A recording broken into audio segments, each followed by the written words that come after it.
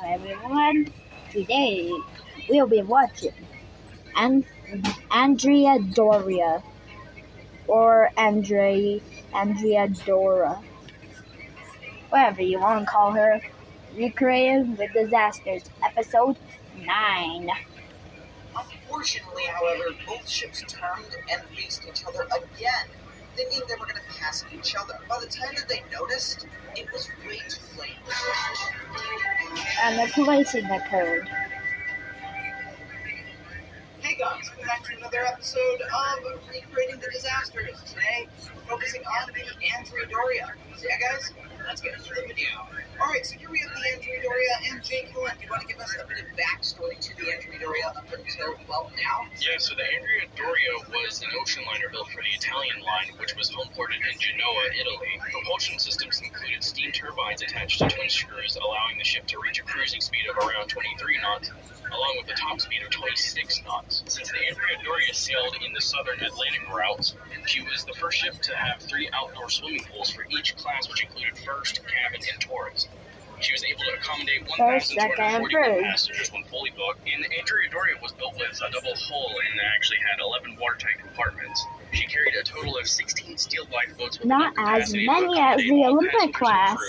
And she was also built with the latest early warning radar. So yeah, as you just heard, the Andrea Doria was a very state-of-the-art vessel, and unfortunately, it did have one flaw, and that was stability. So if the ship was in heavy seas, it would roll a lot, sort of like the Queen Mary. But yeah, Jake Hillen, do you want to talk a little bit more about that? Yeah, so for the model testing during the design phase, the ship developed a huge list when it was hit with any significant force, and this was really apparent during its maiden voyage when the Andrea Doria listed around 28 degrees after being hit by a large wave off of Nantucket.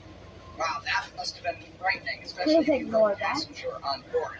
But anyways, let's go ahead, let's depart, because we're going to be leaving for New York City. Yeah, so the Andrea Doria departed from Gibraltar off the coast of Spain into the Atlantic Ocean, carrying around 1,706 passengers and crew. Before that, she originally departed from Genoa, whatever Italy, he said, and on the French Riviera, in Southampton. then to Naples, Italy, and then finally arriving in Gibraltar, where she is departing from now. So that brings us up to where we are now. Luckily, the storm hasn't let off, and we've got some nice calm seas, so the ship doesn't roll violently.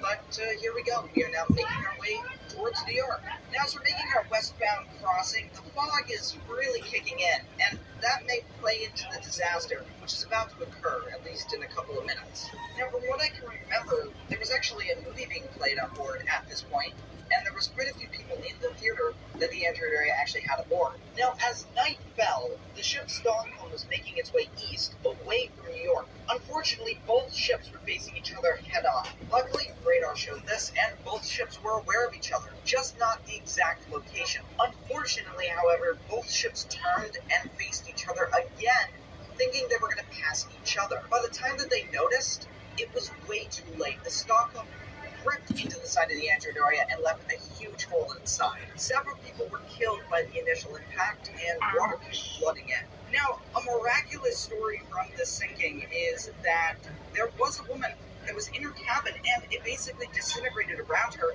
and she was found on the bow of the Stockholm, which is just back there.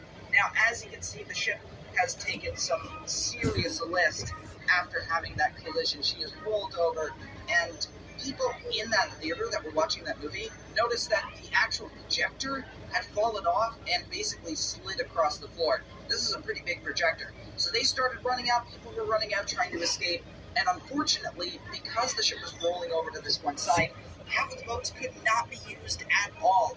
Now, luckily, a distress signal was sent out. Many ships came to the aid, including the Ile-de-France, which you may know is the ship that was used in the last voyage, a film that used that ship and pretty much destroyed it. But as you can see, at this point, most of the people would have been off the ship, and the water would now be flooding in through the superstructure down into the ship. So she sank for quite a while. It wasn't actually until the next day that the ship did finally plunge. But We'll get to that shortly. Now, with the lifeboats floating around, what happened is the Coast Guard, I believe, actually shot the lifeboats and sank them because they couldn't retrieve all of them. Now, some of them actually still exist today, at least one. And it is restored now. I was about to say it is being restored, but I think at this point it has been restored. And I'll leave a video link in the top right corner if you want to check that out. Now she's in her final stage of sinking. She's rolled over, and now she's going to start going down on her side, sort of by the bow, and this is going to be it. Alright, there she goes. And she's going down pretty accurately as well. We're not using sync by simulation, so this is really cool. And she might actually still lay on her side. I'm not sure if she'll roll back up right when she hits the bottom, but I'm pretty sure it's just going to land on side like it is in real life. So there she goes. You can see the engines kind of plunging out of the ship. In real life, that did not happen. That just happens in game with every ship we sink. But here we go. It's about to lay on the bottom. And there she goes. She is now a wreck on the bottom of the ocean. Now, another unfortunate loss to the sinking, besides the victims that were killed in the collision, was a prototype vehicle that was on board.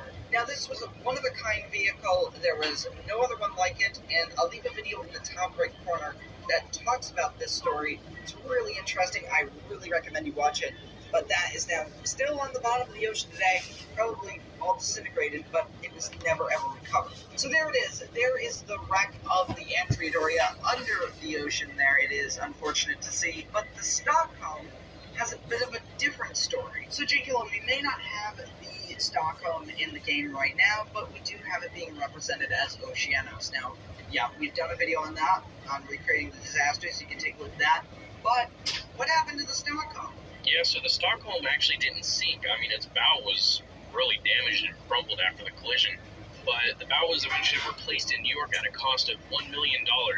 And today, the former Stockholm sails as the Astoria and is registered in Portugal, and she is the oldest ocean liner still in service. So yeah, and you can also find videos of people sailing on the Astoria, which used to be the Stockholm. So there we go. We've got a sunrise, we've got a bit of fog as well, and this would be around the time that the ship would actually go down. It would finally roll over and sink. But we saw that several in-game hours earlier, because even in ultra-slow sinking, it does go a little bit fast. But there it is. If you guys have enjoyed this, make sure you...